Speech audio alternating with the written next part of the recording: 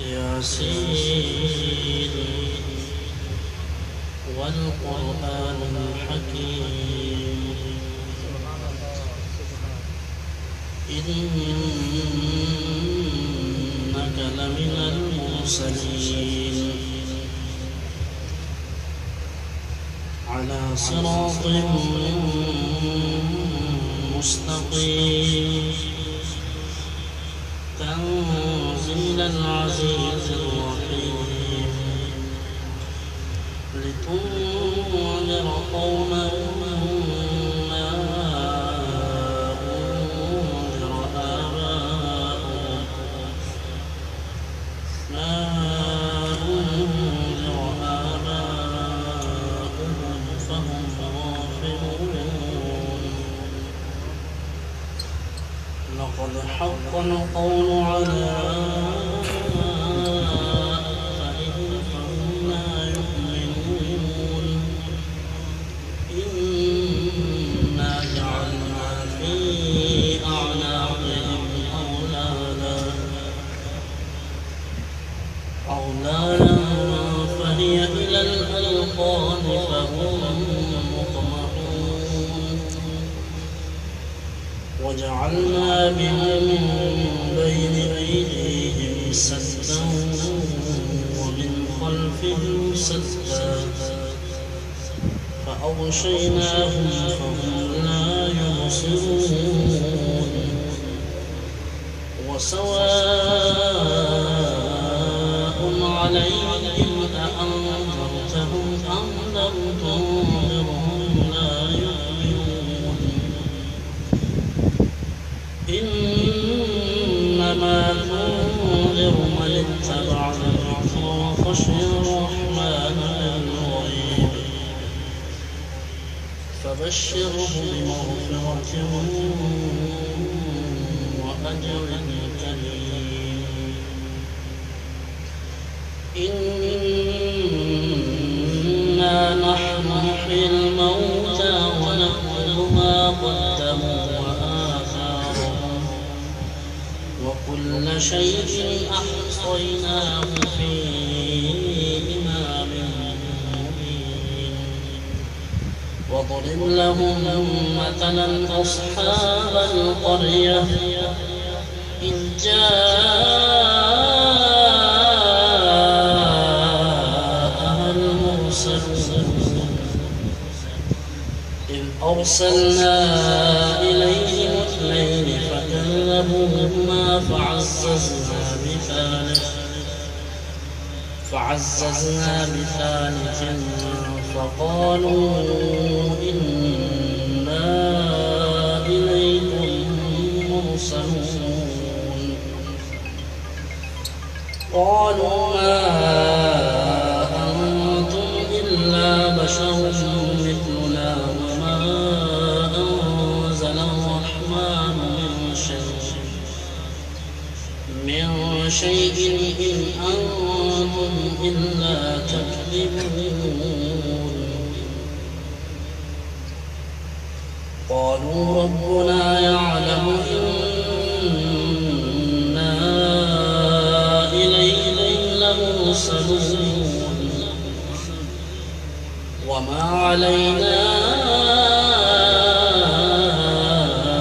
إلا البلاغ المبين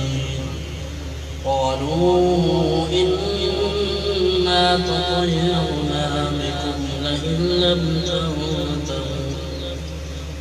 لئن لم تنتهوا لنرجمنكم وليمسنكم منا عذاب أليم قالوا طائركم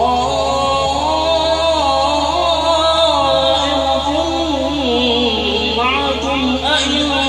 ذكرتم بل أنتم قوم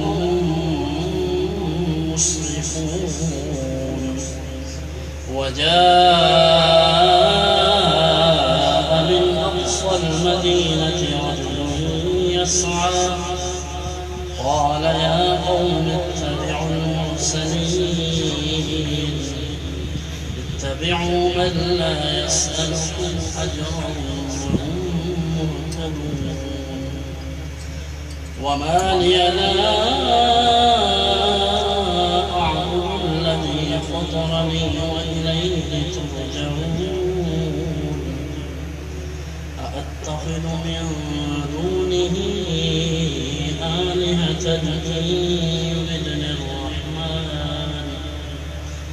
إن يردني الرحمن بضر لا تغن عني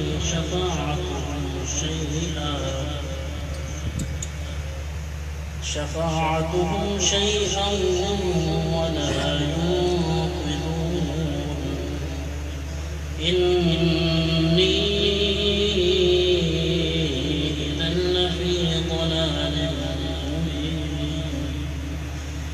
إني آمنت بربكم فاسمعون قيل ادخل الجنة قال يا ليت قومي يعلمون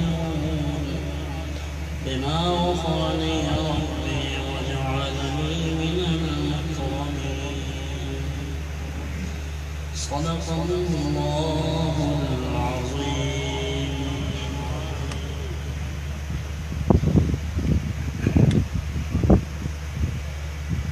آج کی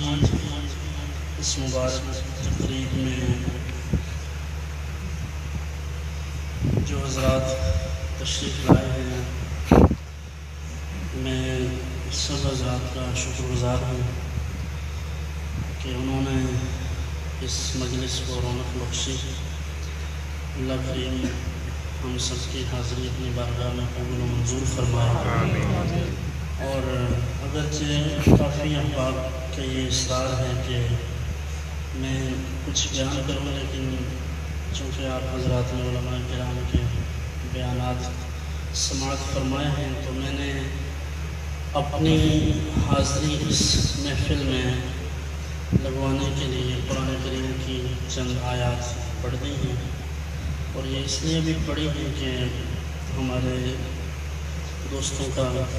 مزاج قرآن سننے کا بن جائے. اللہ کریم ہم سب کی حاضری قبول و منظور فرمائے. اور کوشش کیجیے گا جو باتیں آپ تک پہنچی ہیں ان پر عمل بھی کریں اور دوسروں تک بھی پہنچائیں. اور بالخصوص اس بات کو پیش نظر ضرور رکھیں ہمارے مخدوم و ممدوح حضرت قبلہ عالم شاہ ثانی علیہ الرحمہ کی حیات طیبہ اور آپ کی تعلیمات